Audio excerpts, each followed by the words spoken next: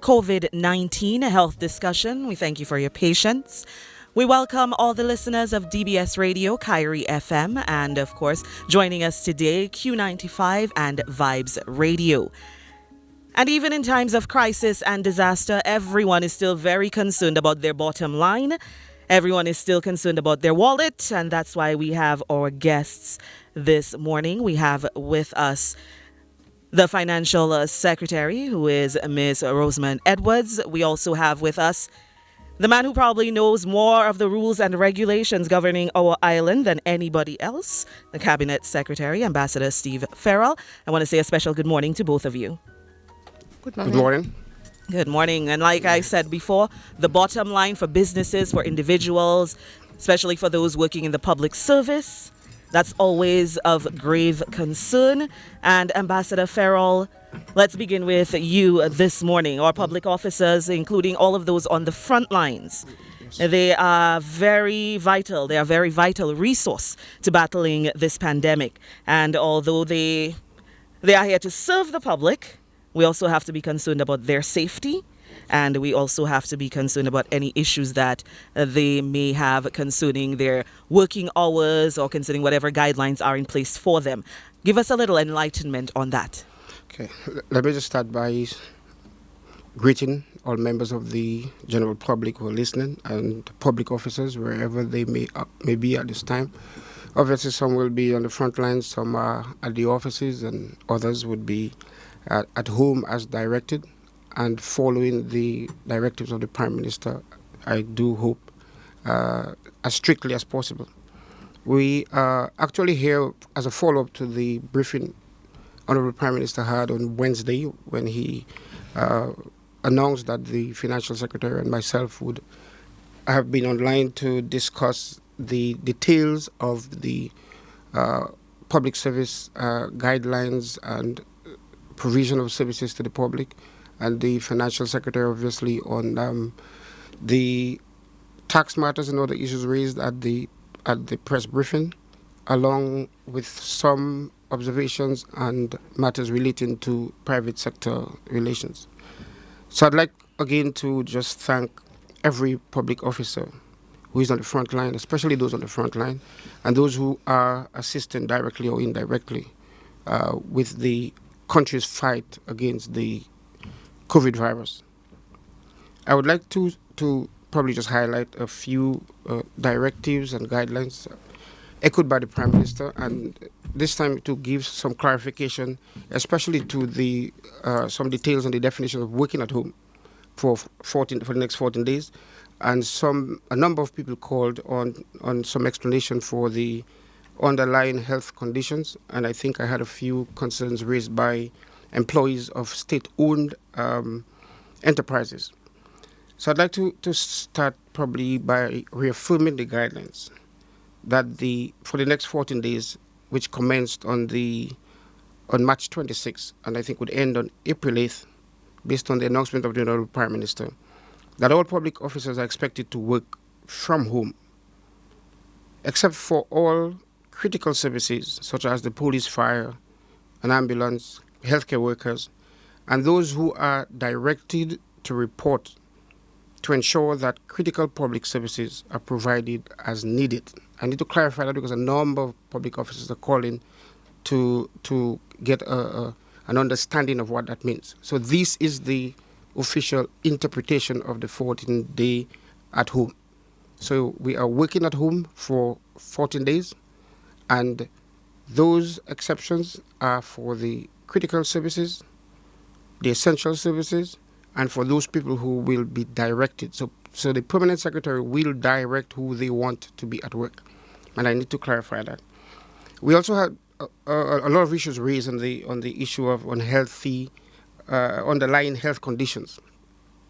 I think with regards to the interpretation, I need to clarify also that the condition in question must be one that existed prior to the announcement, certified by a registered medical doctor, and recorded by the department in the form of some valid medical certificate. So we're not looking for people to create underlying health conditions.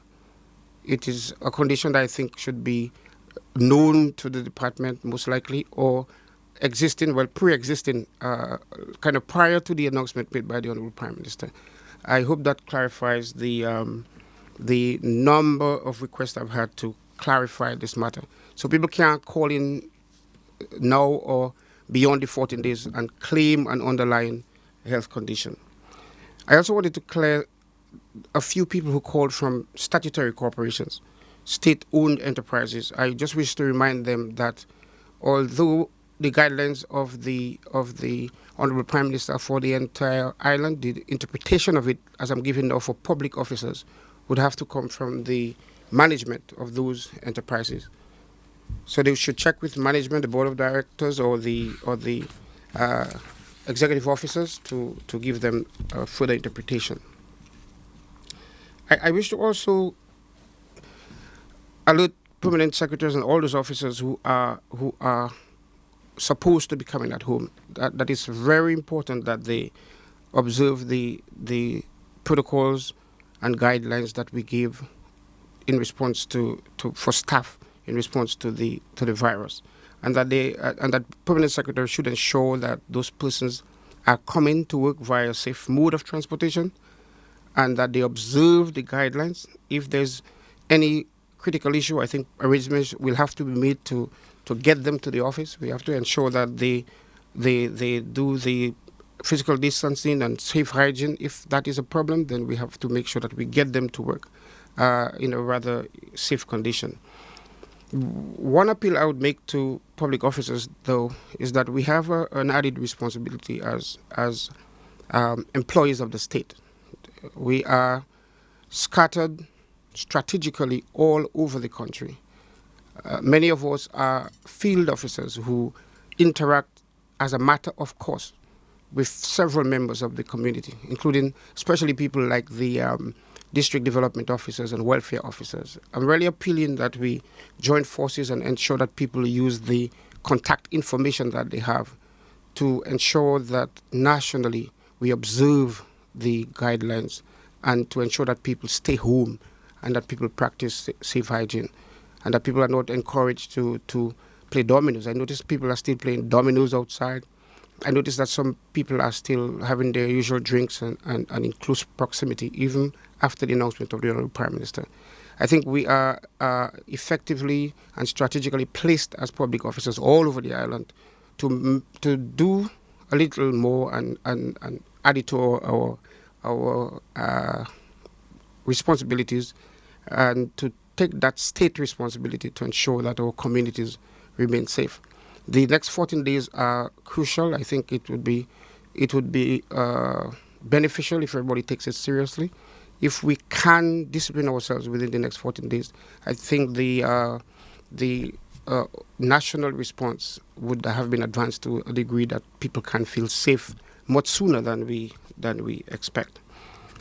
I would want to just alert the general public, though, that we have made arrangements to provide services. The rule is that people should not come out if they don't have to.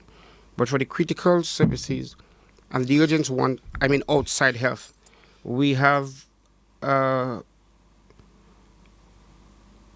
I wouldn't call it a hotline. I would say general inquiries. I'll leave hotline for the Ministry of Health. Those hotlines still remain, so I don't want to confuse them with the ones that we will give now.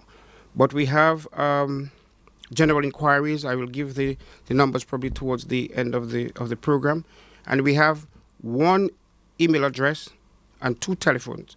What they will do is to be able to guide the members of the public to either the email address or contact information of the ministries.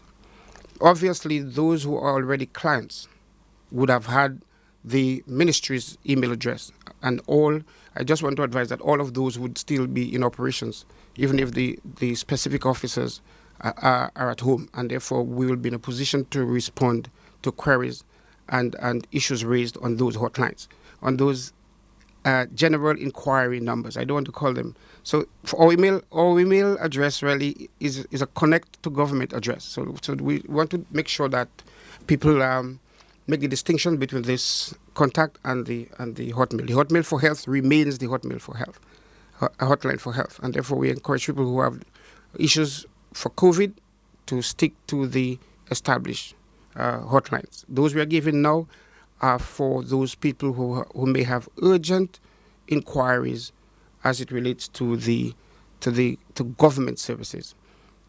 We've made efforts to, with our ICT unit also, to provide most of the major forms on the government website and to make sure that those forms are accessible in the event that they would be required for any transaction at the time. The financial secretary will talk a little more on taxes, but I think there is a e-service for taxes, and she will give us more details on that. In terms of the action of the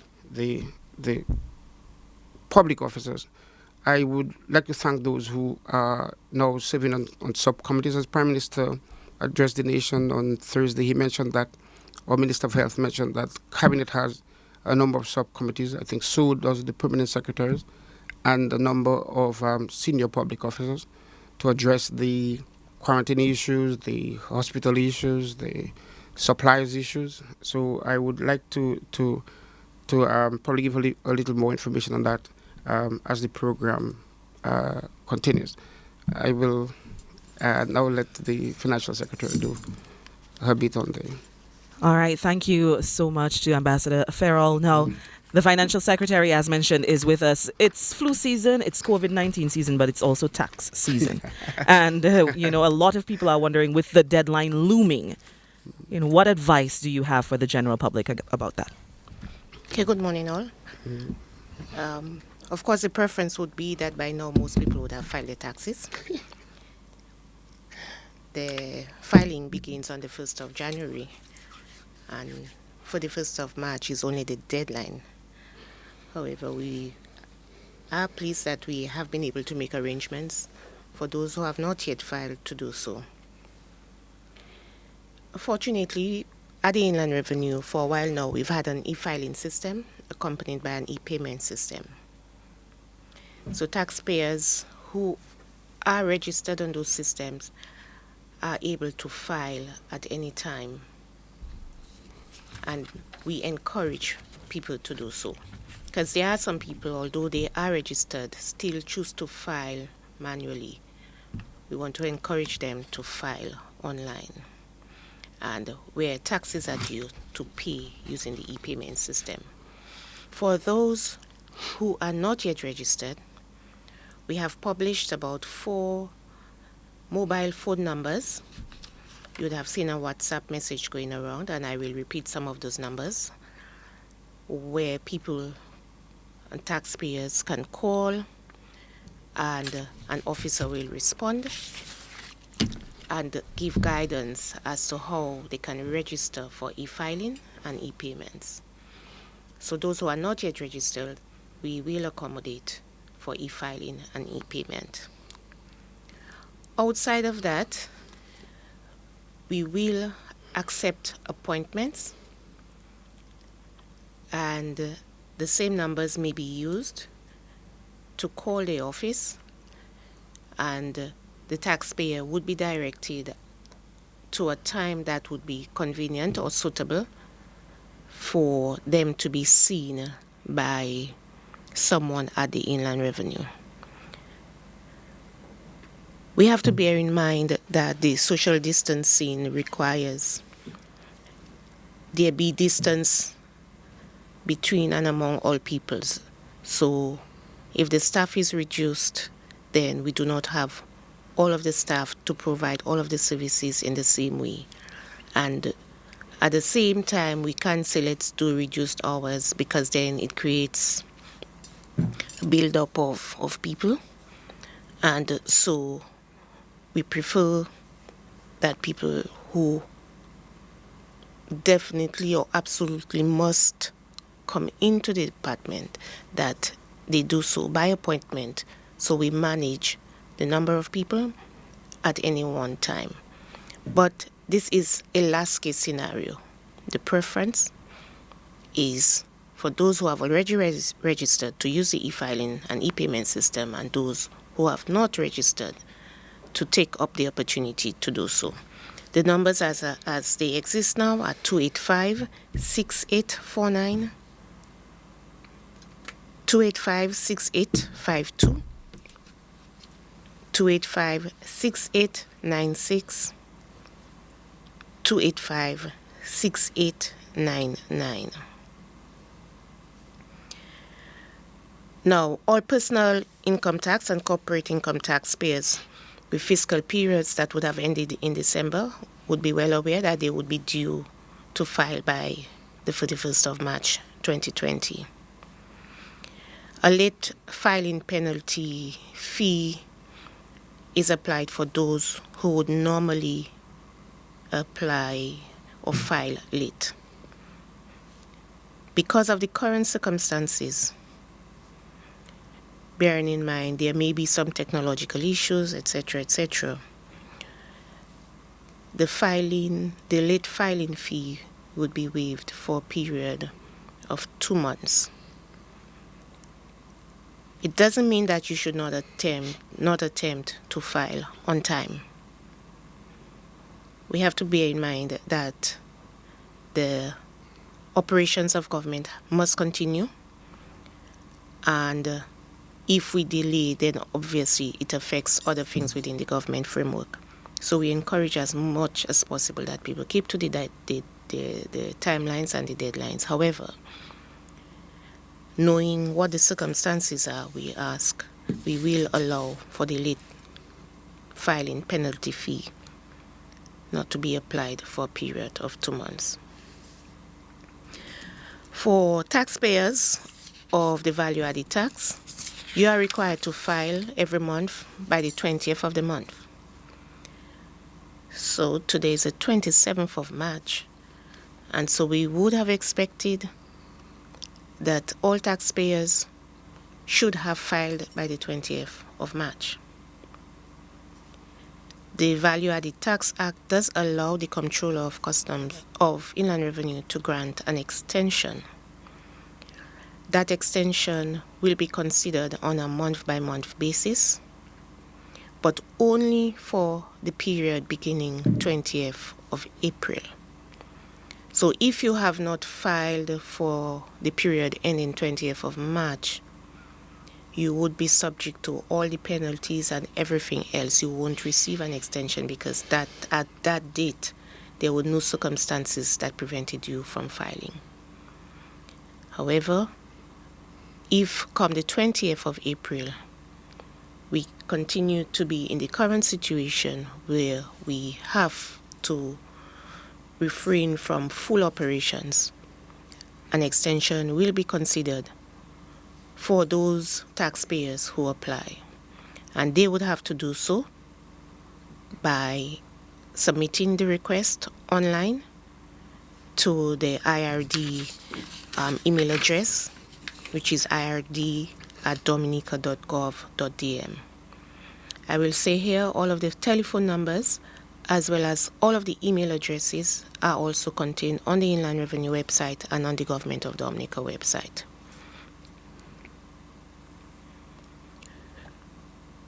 Driver's license, which is normally issued at the Inland Revenue offices on behalf of the licensing authority, would not be issued during that period. However, if a person who is already on the e-payment system or who becomes registered wishes to pay for the driver's license, that can be accommodated. And like I said, any other engagement of the Inland Revenue would have to be done via appointments. Those taxpayers who do prepayments, there are some taxpayers who pay on a quarterly basis. Again, we don't know how long this will last for. We hope it will be for a short period. They have access to the e-payment portal as well. In the case of the Customs Division,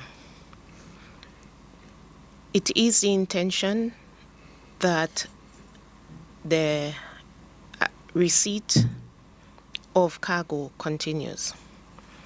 so that the customs will have staff available to clear ships coming in with cargo and or special charters related to medical and other necessary supplies. We will work very closely with DASPA, keeping clearly to the protocols that are expected of us, meaning there won't be many people in any one shed at one time, bearing in mind you have employees providing the service and clients receiving the service. The customs always also has access to a prepayment system.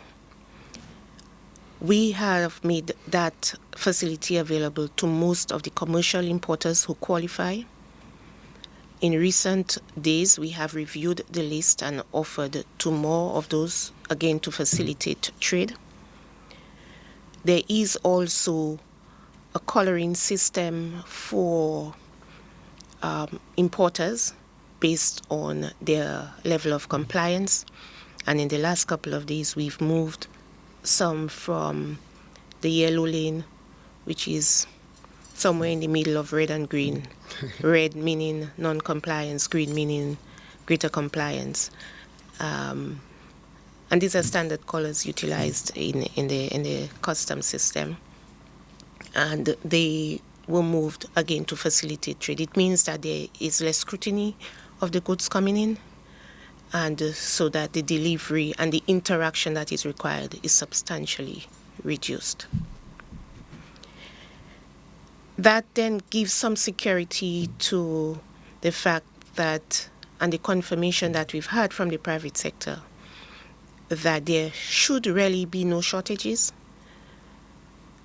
What is necessary is the management of the administration and the movement of those supplies and how they are made available to the public. Again, those who are not registered for prepayment and have met the qualification, we encourage them to utilize that facility. I must say, as recently as yesterday, even amidst the arrangements of people working from home, there were two cargo ships coming in, and we were able to clear those with no challenges. In terms of the wider financial or economic sector, we have been in communication with the banks, and individual banks will release their own public service announcements, and I believe some of them have already done so. The bottom line is that services will continue in the back office mostly. The banks, like everybody else, must reduce the staff to meet the social distancing criteria. And we recognize too that once the bank remains open completely, that there will be a constant flow. So it defeats the purpose of what we're trying to achieve. So it became an intricate balance between providing the services and adhering to the protocols that we want to prevent the spread of COVID-19. And so the banks will make available full commercial or service to commercial customers and the government to ensure that trade and economic activity continues to the extent that both these entities would like to do so. And anyone else requiring service from the bank would make an appointment. Now, we don't expect that to be too many people, because in recent years, all of the financial institutions have moved to the use of cards, and many of the services are offered online. And we encourage people, since you are home, your computers are with you, your phones are with you, utilize the technology and conduct your business online.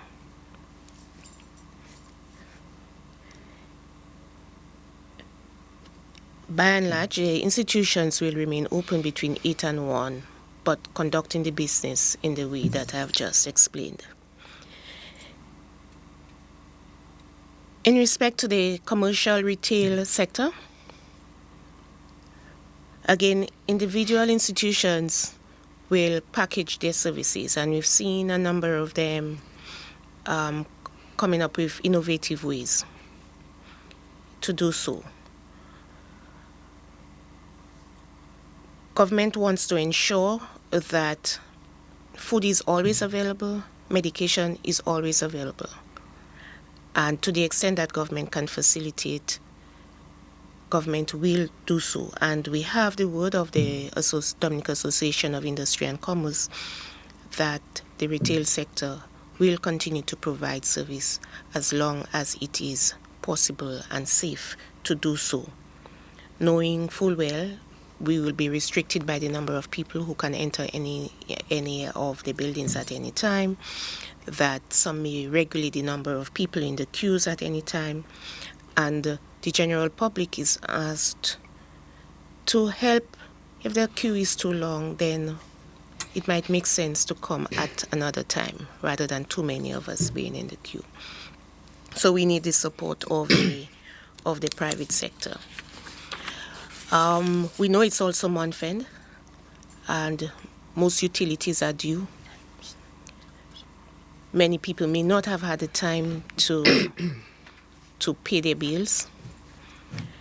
While we cannot instruct, but we would in fact encourage that where bills may fall due over the next 2 weeks, the next 14 days, that there be no penalties to the citizens receiving the various services. Again, we do not expect that would apply if people have large outstanding amounts to any of the utilities or any agency, but recognizing that we're at the end of the month, which is traditionally when bills would be paid, some may find it difficult to do so. We acknowledge, again, that most of that can be done online, and we encourage people to utilize those facilities.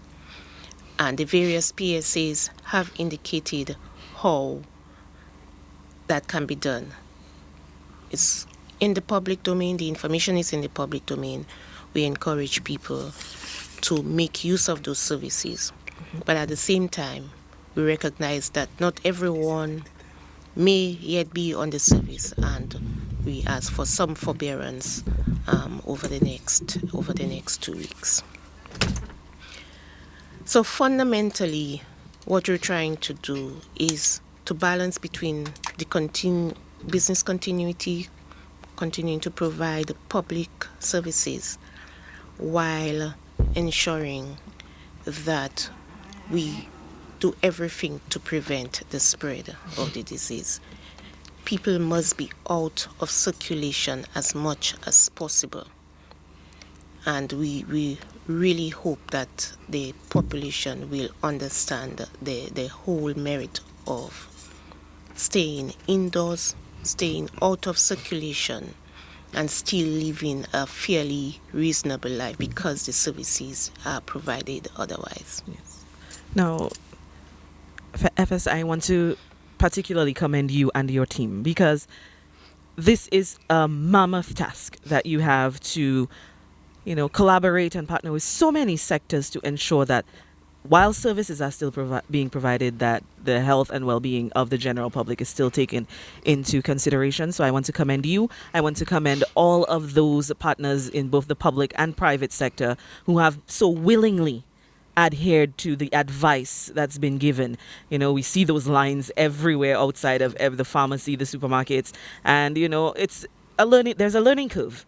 And we all have to make the necessary adjustments as time goes by. And, at first we saw the lines where everyone was still close together, but now we're seeing, they're even putting the markers for you where you need to do for the social distancing. So we want to commend the private and public sector for really, coming on board and really taking the bull by the horn, so to speak, and doing what needs to be done, not waiting for everything to be told to you as a directive or a command or, a law.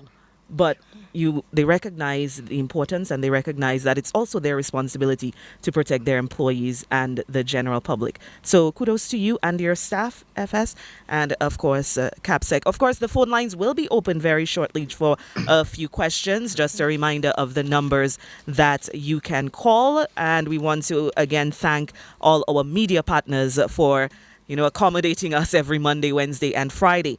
448-3284, 1-800-327-616-1327. And of course, the overseas line is 305-432-9744. Later on in the program, we'll remind you of what the hotline, the COVID-19 hotline numbers are. But just so as not to bombard you with too many numbers right now, these are the numbers that you need to call if you'd like to ask a question or air a concern. 448-3284, 1-800-327-616-1327, and of course the overseas line 305-432-9744. We already have a caller on the line. Good day, caller, you're live. Yes, good day. I just want to thank everyone for the government of Dominica for all of the hard work you all are doing. I have one question. Can you please advise the general public what is the reasoning behind not doing a complete shutdown?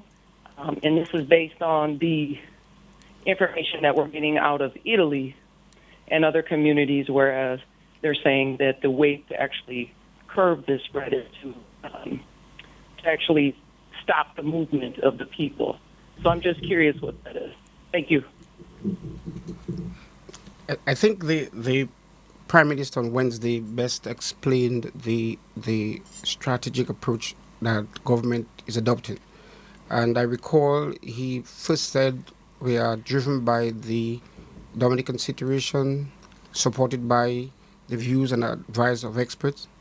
And he outlined some of the directives and policy decisions that government felt comfortable given the balance to take at this time.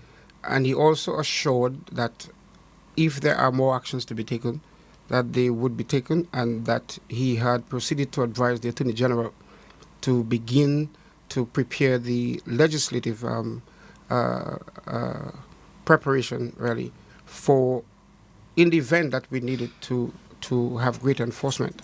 That is the official position at this time, and I would take it that I think there is a briefing this evening, and the Honorable Prime Minister and health officials will again brief the press and the nation on where we are at this time. Thank you. Well, I would just add that he was also at pains to explain that there are various stages 0, 1, 2, 3, and there are different actions related to different stages, and within stages there are a series of actions that again hierarchical in nature. All right, thank you to you both for that response. We have another caller on the line. Caller, go ahead.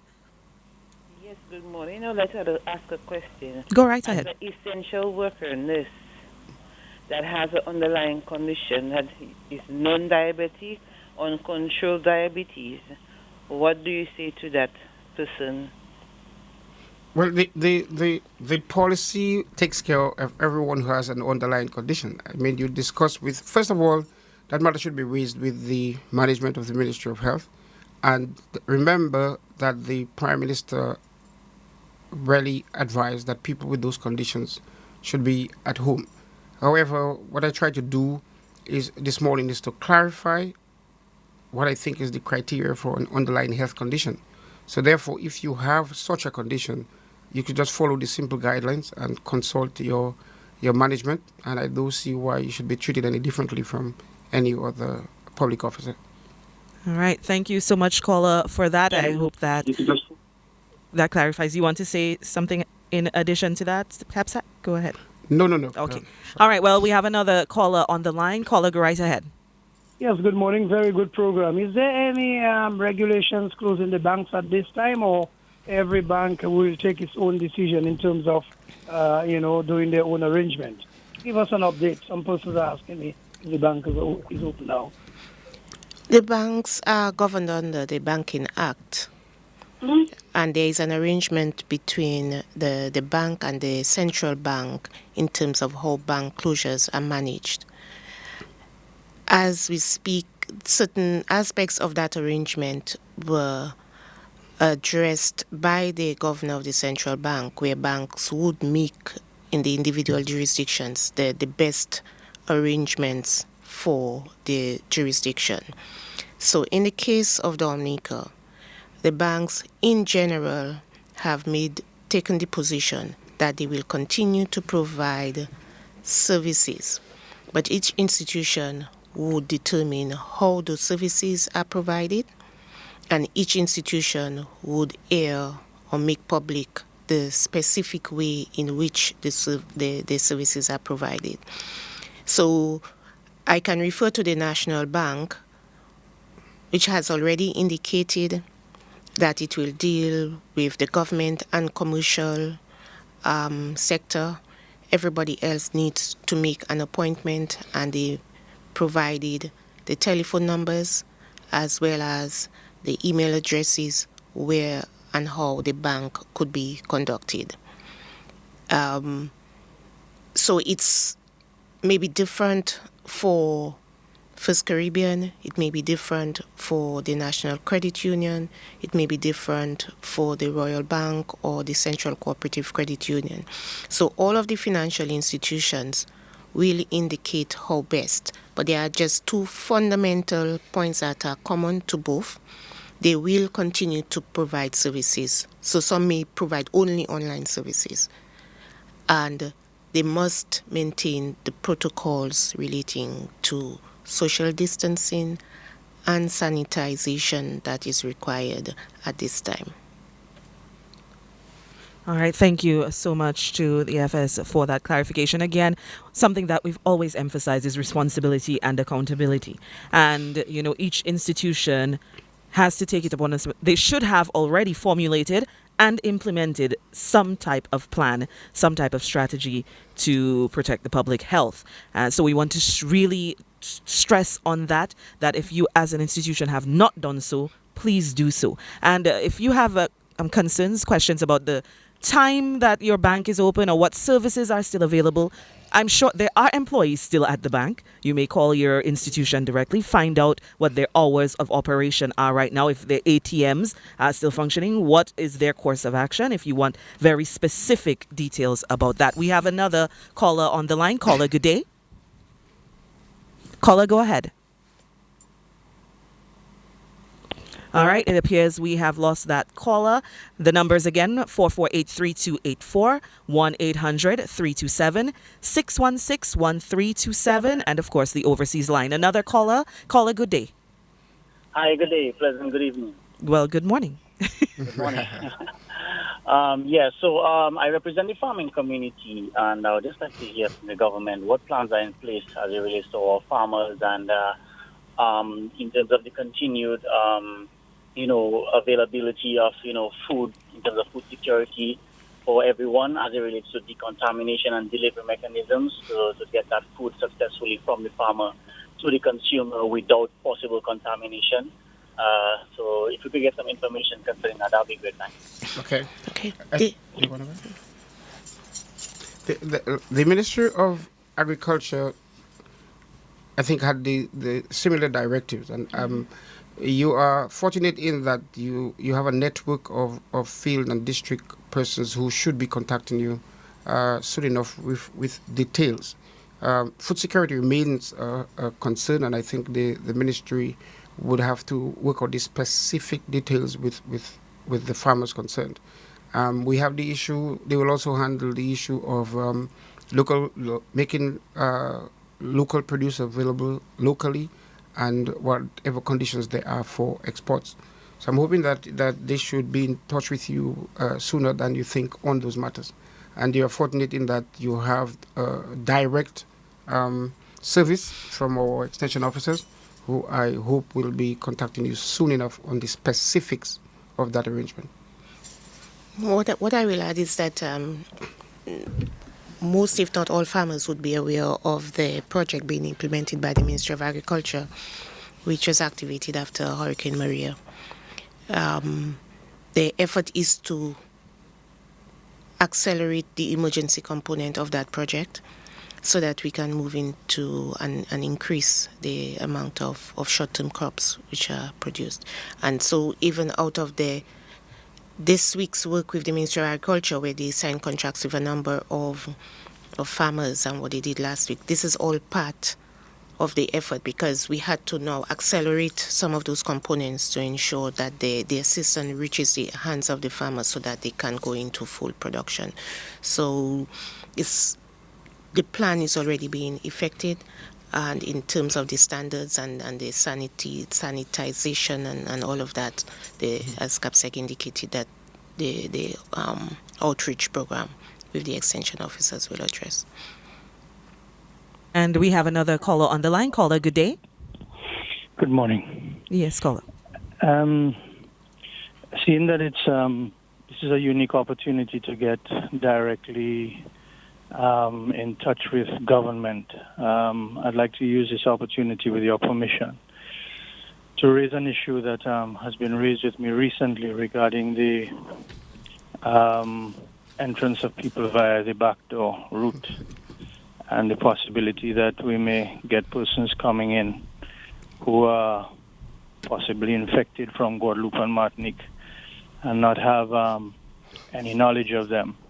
It was recommended to me or in discussions that maybe the government, if possible, could give an amnesty to anyone who enters by that means, including those who may have difficulty with the law otherwise, in order to ensure and to facilitate their contact with government authorities in the event that they are ill, so that they do not feel threatened in any way.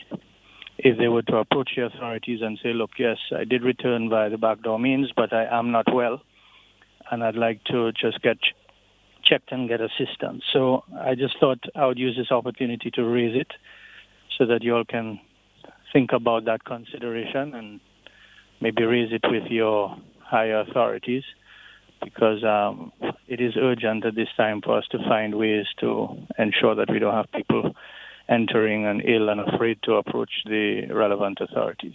Thank you for the opportunity.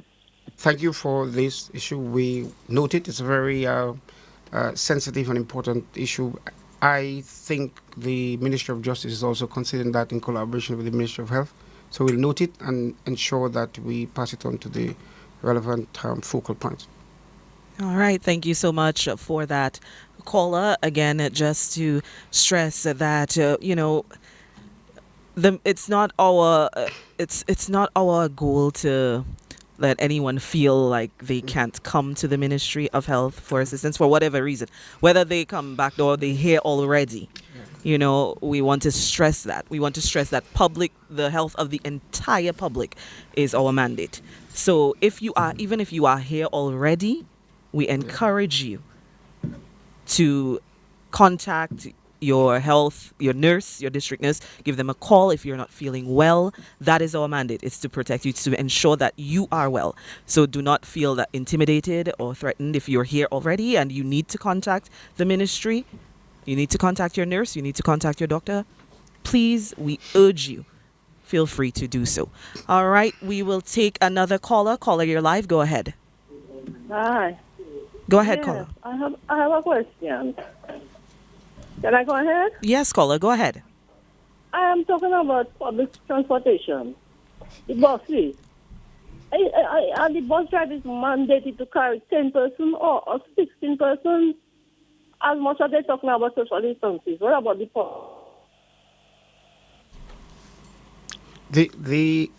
The appeal and directive and policy of the government applies to all Dominicans and all businesses and all service providers. And I think the bus drivers are no exception. I can recall, I think one or two, I think it's the Canefield Maho Bus Drivers Association did themselves put out an advisory directive. So the issue of social distancing remains a personal, community, business responsibility. And I appeal to people, please don't compromise it. It's a period of self-discipline, community caring, uh, caring for the safety of each other, and we should make sure we approach it in that context. If, however, you approach a bus that has 16 or 18 passengers, you also have a right and a duty not to go on that bus, and probably talk to your fellow driver who might be your friends from the community, and encourage them to discontinue the approach. All right. Thank you so much, caller. We have another caller on the line. Caller, go ahead. Good morning. Thank you for an informative and professional briefing. My question, many health workers have premorbid conditions like asthma, diabetes, and so on. Isn't the order for public officers with these conditions to stay at home apply to our health workers, including our nurses and midwives? Thank you. Well, you have the added advantage of being a health worker, but I explained that a few minutes ago. A caller had a similar concern.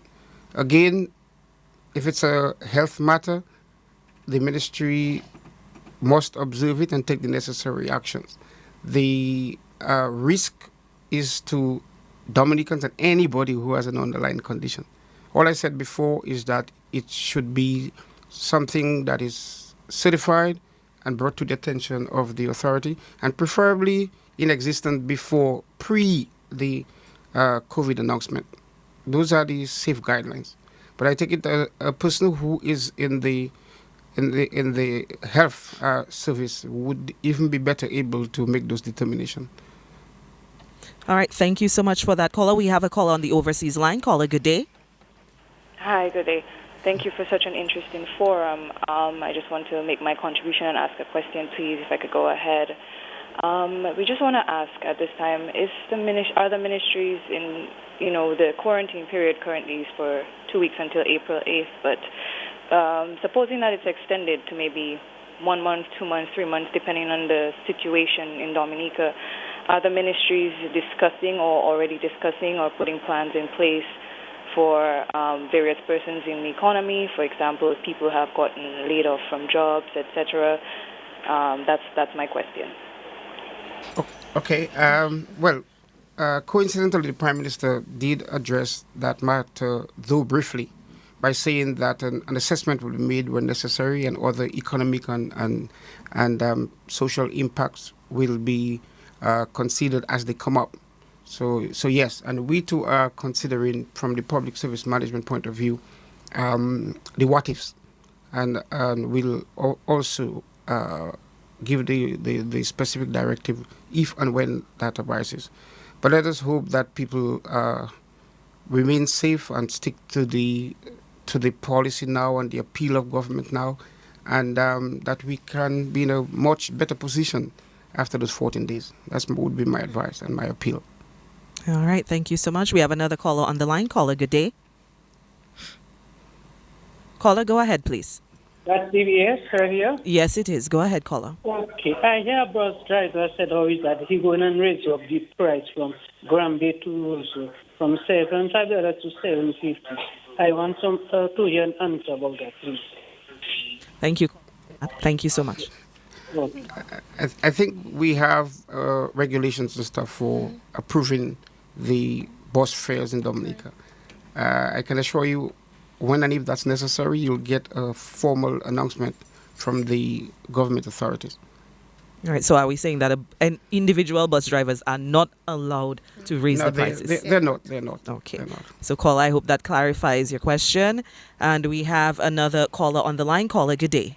Hi, good morning. How are you? We're doing well, thank you. All right, thanks. I am not sure if that was discussed previously because I just tuned in, but I would like to know if there's any particular advice to the private sectors. I know that the gentleman is based on the public workers, but what about the private sectors?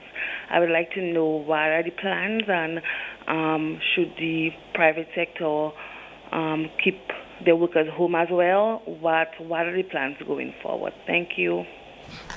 The government has indicated what it as a policy for treating with the virus for the entire country, meaning that we all must practice the social distancing. We must all provide opportunities for proper sanitation broadly, which means the private sector is required to take the same precautions that the public sector. How the private sector does that for the time being is left to the private sector unless there is specific legislation that stipulates that. So each company, each agency, each bank will determine how it affects the policy of social distancing.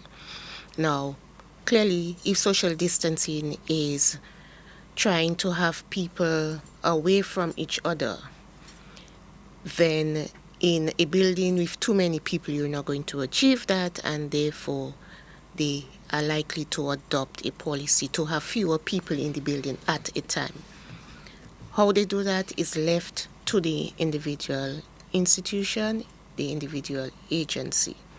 So government has not mandated the how, government has mandated what it is we need to do to stop the spread of the disease, which one of the items is to practice social distancing.